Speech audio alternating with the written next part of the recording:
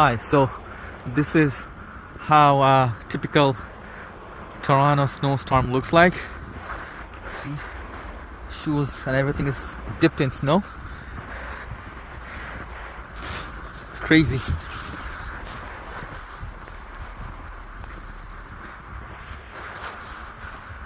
Holy shit. You can see the difference from here to the plowed road.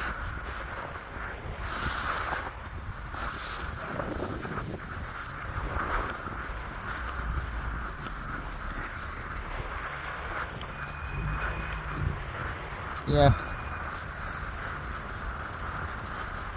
everyone's driving very cautiously, and you can see the side roads are also filled with snow, though they are mildly plowed. Yeah, it's a fun